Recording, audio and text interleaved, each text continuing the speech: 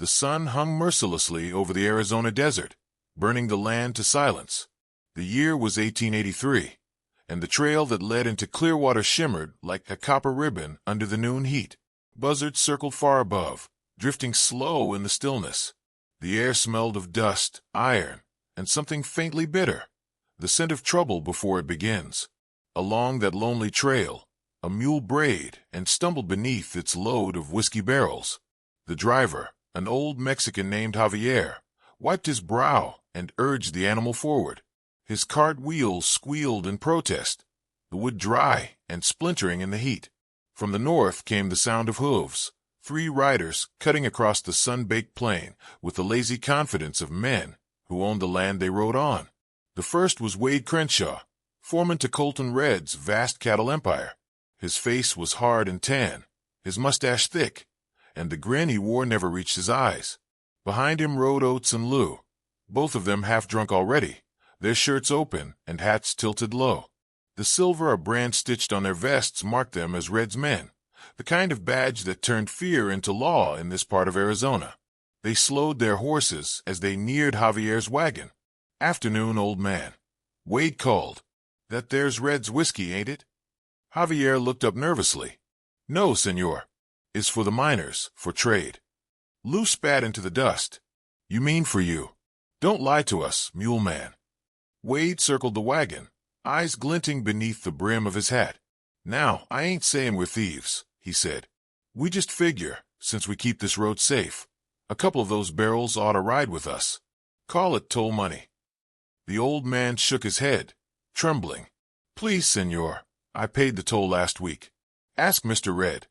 That name brought laughter. "You think Red gives a damn about a mule driver?" Wade said, his tone cutting sharp. He reached down, grabbed Javier's shirt front, and yanked him from the seat, throwing him into the dust. The mule brayed again, panicked.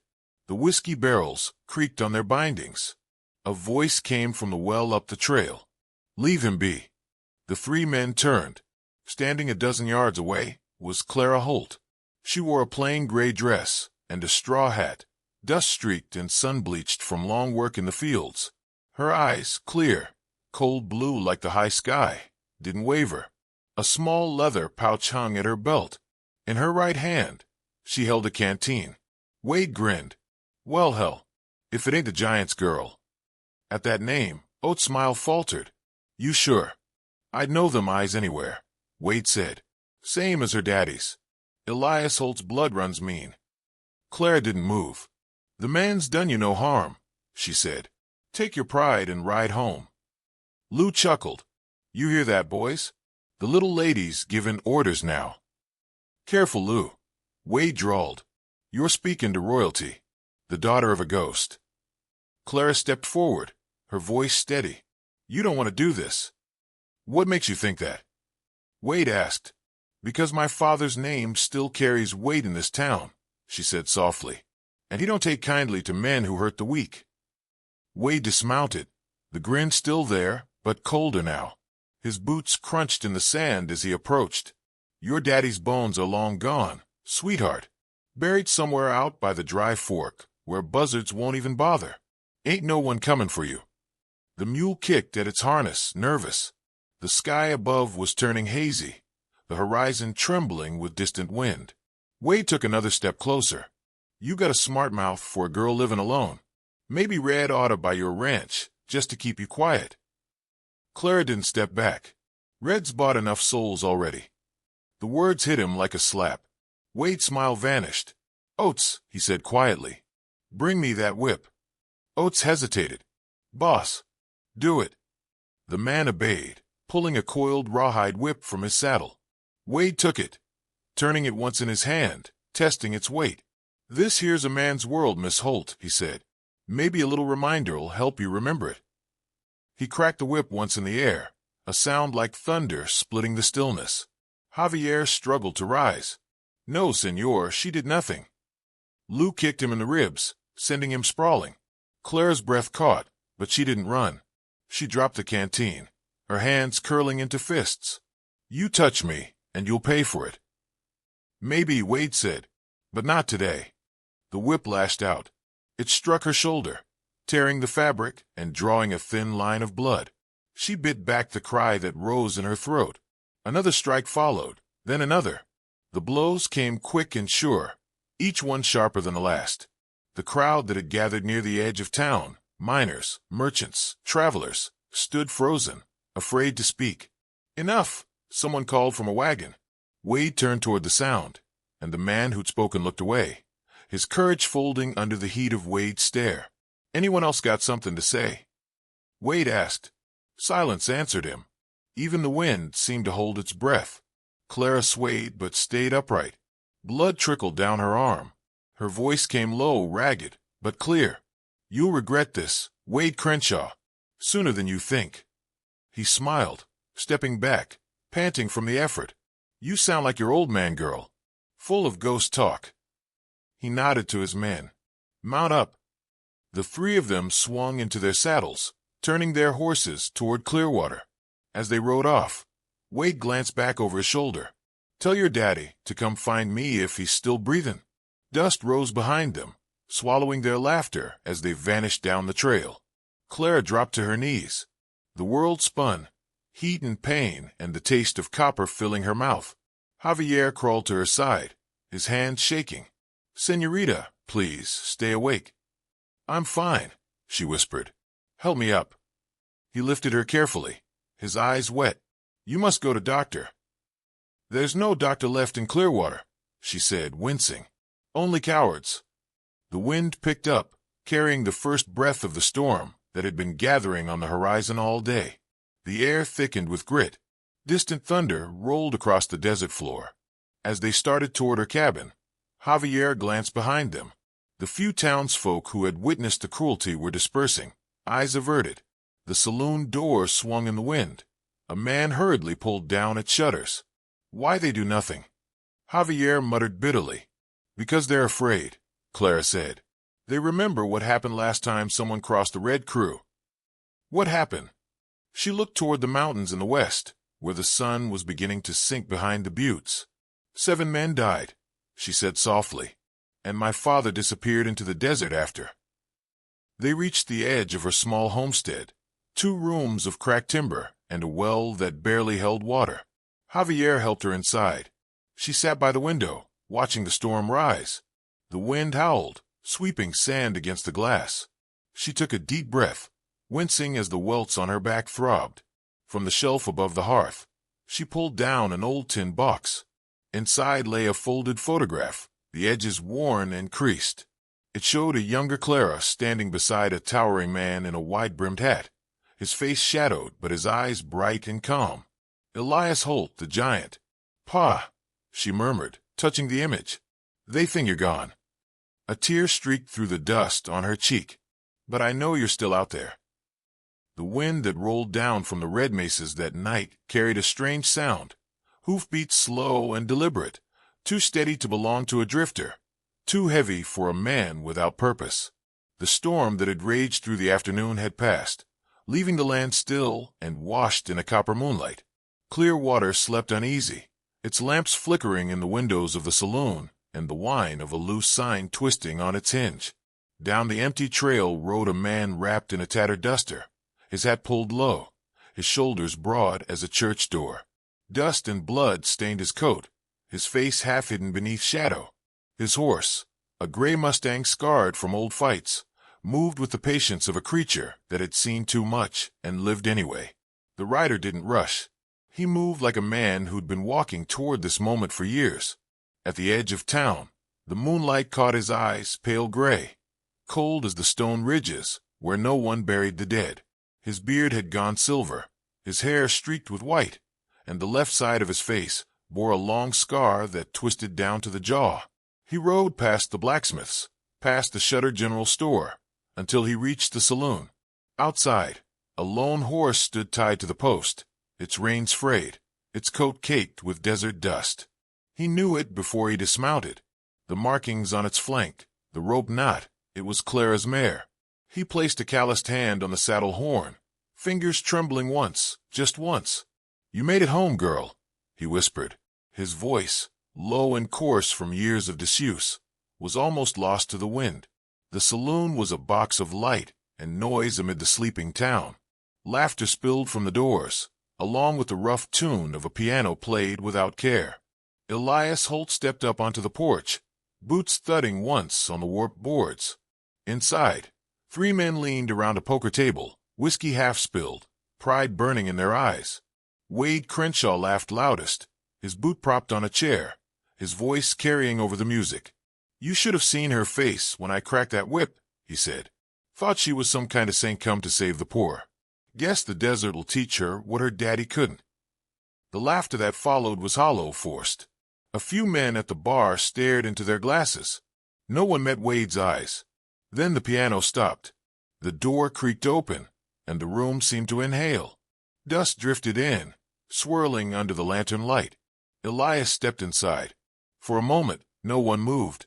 He filled the doorway like a piece of the mountain had walked in from the wild, tall, broad. Every line of him carved by wind and hardship. His shadow stretched across the floor to the poker table. His eyes were quiet, but there was nothing human in the stillness behind them. Wade blinked, half drunk and half sure he was dreaming. What in hell? Elias took 2 steps forward. The boards groaned under his boots. The smell of whiskey, sweat, and sawdust hung thick. "Where's my daughter?" he said. The words came out even and low, but they struck like a hammer in the silence. Oates' mouth fell open. His hand twitched toward the holster at his hip, but his courage died in the reach. Wade stared, disbelief giving way to fear. "You're supposed to be dead," he said. "They said you bled out near Dry Fork." Elias didn't answer. His gaze moved to the glass Wade was holding, the amber trembling inside it. The saloon's air grew heavy, and even the lantern flame seemed to shrink. "Where?" Elias repeated. "Is my daughter?" Wade forced a laugh, standing slowly. "You got a lot of nerve riding in here talking like that, old man. Maybe if you'd stuck around, she wouldn't have found herself some trouble." The glass left Wade's hand before anyone saw Elias move. He struck it aside with the back of his hand, shards scattering across the table. Wade barely flinched before Elias' other hand shot forward and caught his wrist mid-draw. The gun never cleared leather. A crack echoed, a bone snapping clean. Wade screamed, falling to his knees as his pistol clattered across the floor. "God Almighty!" someone whispered. Elias leaned down close, his voice a rasp of thunder. "You laid hands on a Holt," he said. "That was your first mistake.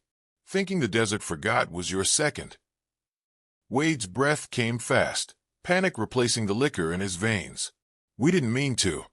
Elias' hand closed on his collar and lifted him halfway from the floor.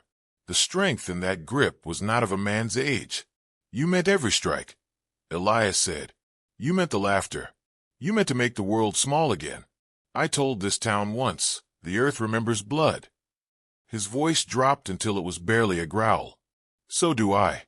He released Wade, who crumpled onto the boards, clutching his broken wrist. No one dared move. The piano man stared at the keys, motionless. Oates' hand shook as he reached for his drink, then stopped. Elias turned to the barkeep. "She came through here," he said. "Her horse is outside. She's hurt." The barkeep nodded faintly. "Aye, Mr. Holt. She passed not an hour after sundown. Headed home, she could barely sit her saddle." Elias' jaw tightened, and no one lifted a hand. The man lowered his gaze. "Wade works for Red. Everyone here works for Red, one way or another." Elias looked around the room, at the men who couldn't meet his eyes, the ones who turned their heads when Clara cried for help. He felt the weight of their silence. The West wasn't made of land or iron. It was made of fear. He turned toward the door. "Tell your boss," he said, his voice calm again, "that I'm done hiding." "Hold on." Wade groaned behind him, trying to rise. "You think you can walk back into Clearwater after all these years and start giving orders? Red runs this town. You're just an old ghost with a gun." Elias paused. The lantern light caught the scar along his jaw as he looked back. "Then pray ghosts don't bleed," he said. He stepped out into the night. Outside, the moonlight washed over him in pale silver. The air was cold now, the wind carrying the faint scent of rain over the mesas. His horse shifted, restless. He mounted with the slow ease of a man whose body still remembered violence, even after years of stillness. By the time he reached the end of the main street, whispers had begun to spread. A man staggered out of the saloon, pale and trembling. "It's him," he told anyone who would listen. "Elias Holt, the giant's back." The name traveled faster than the wind. Doors cracked open, faces peered through curtains. Somewhere a dog began to bark, and the echo rolled through the town like an omen. Elias rode past the church, past the shuttered sheriff's office, where a rusted badge still hung on the door. He remembered when this town had been a promise, a place men came to build lives. Now it was just a cage built on greed. He reached the edge of the desert and stopped at the fork in the trail. One way led toward his old homestead. The other wound up toward Red's ranch, where lanterns burned bright through the night, like watchful eyes. He turned toward home. When he reached the cabin, the door was ajar. Inside, the air smelled of dust, blood, and the faint perfume of sagebrush that Clara used to hang by the window. The fire had gone out. On the table lay her torn dress, the fabric stiff with dried blood. He removed his hat and stood there a long time, staring at the small traces of her sewing basket, her boots by the hearth, the canteen she'd carried since childhood. Then he found her. Dawn crept over Clearwater slow and red, the kind of morning that felt heavy before the heat even rose. The town was silent except for the creak of the windmill at the edge of the square. When the first miner came down to draw water, he froze. Hanging from the windmill's crossbeam was a man, tied but alive, his face swollen, his shirt shredded. 13 lash marks striped his back, clean, measured, deliberate. Wade Crenshaw's right wrist hung useless, splinted with a stick. His voice cracked as he begged for water, but no one dared move closer. By the time the sun cleared the ridge, the word had already run through Clearwater like wildfire. The giant did it. Every door cracked open. Every face turned toward the horizon where the desert met the sky. For the first time in years, the men who carried Red's brand kept their guns close and their voices low. Out past the Mesquite Hills, Elias Holt rode alone. Dust clung to his coat, his hat brim low against the glare. The morning wind carried the scent of dry sage and distant rain. Ahead, like a fortress of greed, sprawled the Red Ranch, white fences, wide corrals, and a house big enough to shame a courthouse. He stopped at the gate. The wood was new, polished, with Red's emblem burned deep into the crossbar. He stared at it for a moment, then swung down and cut it clean through with his knife. The gate fell open without a sound. The first guard saw him coming and raised his rifle. Elias didn't slow. The man hesitated, something in that calm walk, in the way Elias' shadow stretched long and certain across the sand, stole his nerve. "You best turn around, old man," he called. Elias looked up. "Tell your boss I'm here for what's mine." The guard spat, lifted the gun again, and found himself staring down the barrel of Elias' Winchester before he could blink. A single shot cracked the stillness. The man's hat flew off as he dropped to the ground, unhurt but shaken, the bullet having split the rifle stock clean through his hands. "Next one goes where it counts," Elias said. Then he rode past. By the time he reached the courtyard, half a dozen men had gathered with shotguns and revolvers. They spread out, forming a semicircle around him. Elias stopped in the open, his horse's breath fogging in the cool morning air.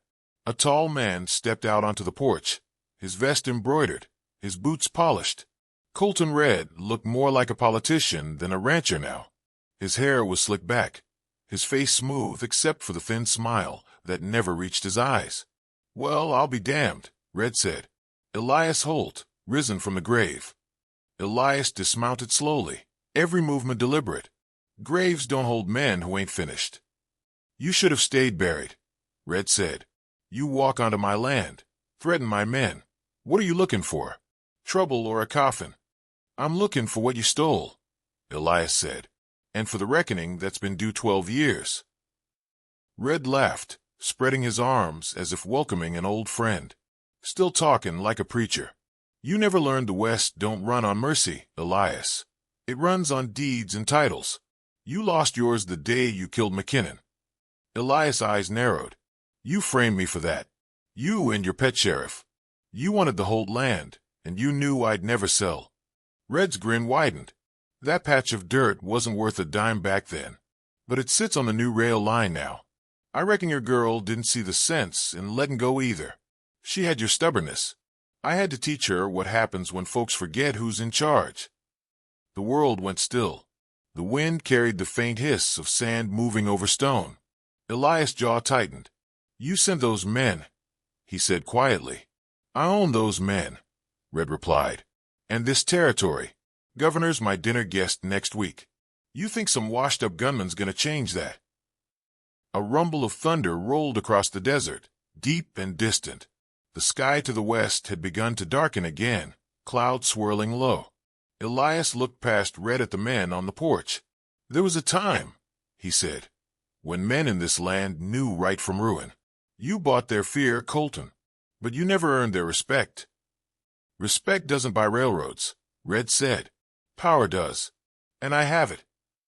Elias stepped forward, calm as a hanging judge. Not anymore. Red snapped his fingers. The hired guns leveled their rifles. The first shot came from Elias. It was clean, sharp, and aimed low. A man dropped, clutching his leg before he hit the dirt. Elias moved like a man half his age, reloading between heartbeats. He fired 3 more times, and 3 more men fell. Each shot struck to disable, not to kill. The air filled with smoke and shouts. The last gunman rushed him from behind, and Elias turned, swinging the rifle like a club, knocking the man cold with the stock. The wind picked up, flinging sand into every eye, turning the yard into a red haze. Men stumbled, coughing, blind in the storm. Elias moved through it like he'd been born in the dust, his coat snapping behind him, the barrel of his rifle gleaming whenever lightning flashed above the horizon. Red retreated toward the porch, shouting for his guards, but most were down or fled. His voice broke in the wind. You're a fool, Holt. You think killing me will change a damn thing. I'm not killing you, Elias said. His voice carried over the storm like iron. I'm letting you speak your own guilt. The thunder cracked so close it rattled the windows. The storm's wall of dust rolled into the courtyard, painting the air blood red. Through that shifting veil rode another figure, a smaller horse, wild-eyed from the wind. Clara. She wore her father's old hat, the brim low over her face. Her back was still wrapped in linen, her breath shallow, but she rode straight into the chaos. Pa, she called out, her voice raw. Don't do it alone. Elias turned, his expression softening for a heartbeat. You shouldn't be here. Neither should you, she said, sliding down from her saddle. But you are. Red saw her and laughed, a harsh sound that broke under fear. You bring your girl to watch, Holt? You think this makes you a hero? Elias raised his rifle, not at Red, but at the sign above the house, the one carved with Red Ranch. One shot splintered the beam, sending the sign crashing into the dust. This land don't bear your name, he said. It never did. Red's hand hovered near his pistol. His voice shook now, pride fighting terror. You wouldn't dare. Elias looked at him, really looked, and in his silence, Red saw what the others had always feared, not rage, but certainty. I don't have to, Elias said. He lowered his gun and stepped aside. The townsfolk had begun to gather at the fence line, drawn by the noise and the rising storm. Faces half hidden in the swirling dust watched as the Baron, who ruled them, stood cornered and small. Red's voice cracked. Don't just stand there. Arrest him. No one moved. Not a sound answered him, but the moan of the wind through the gate he'd built. Elias spoke quietly. You see, Colton, when a man builds his kingdom on lies, the first truth that touches it makes the whole thing fall. Red's hand twitched toward his gun. Elias didn't move. The shot never came. Lightning flashed, and in that instant, Red's pistol slipped from his grip. His fingers trembled too much to hold it. It fell into the mud, useless. The storm drifted east as quietly as it had come, leaving the sky washed pale and clean. The first light of dawn slid over the mesas, turning the wet sand into gold. The air smelled of dust, rain, and something faintly sweet, the scent of mesquite blossoms after a storm. Clearwater was silent, its people standing in the open street, staring toward the ruins of Colton Red's great house. The proud ranch that once ruled them was now broken, windows shattered, fences splintered, its white walls stained the color of rust. Elias Holt sat on the porch steps, his rifle resting beside him. Blood soaked through the sleeve of his coat, but he ignored it. His breath came shallow, but steady, like a man who had known worse and survived anyway. Clara knelt beside him, pressing a strip of cloth to his arm. Her hands trembled, not from fear anymore, but from the weight of everything that had been carried, fought, and finished in one long night. "You shouldn't have ridden out alone," she whispered. He looked toward the horizon where the sun was beginning to climb. "I wasn't alone," he said. "You came." She smiled faintly. "I almost didn't make it." "You did," he said. "That's what matters." The wind caught his hat brim, lifting it just enough to show the deep lines etched into his face. The years he'd spent hiding had turned him harder, but not colder. His eyes still held the same quiet calm he'd carried when she was little, the kind that could steady a storm just by being still. "You always told me legends were just stories," she said softly. He nodded once. "They are, until a man earns one." She looked out at the desert, the light spilling over the ridges. "You think people will remember this?" Elias smiled, slow and tired. "The West forgets a lot, but not the kind of thing we did here today.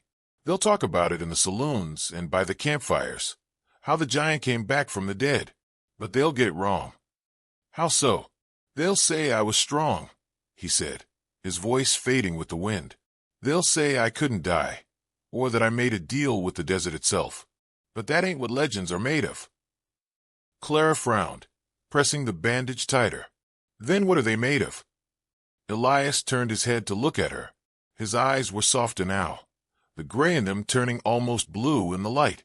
"Doing what others fear," he said, "standing when it's easier to bow. That's what makes a man last longer than the grave."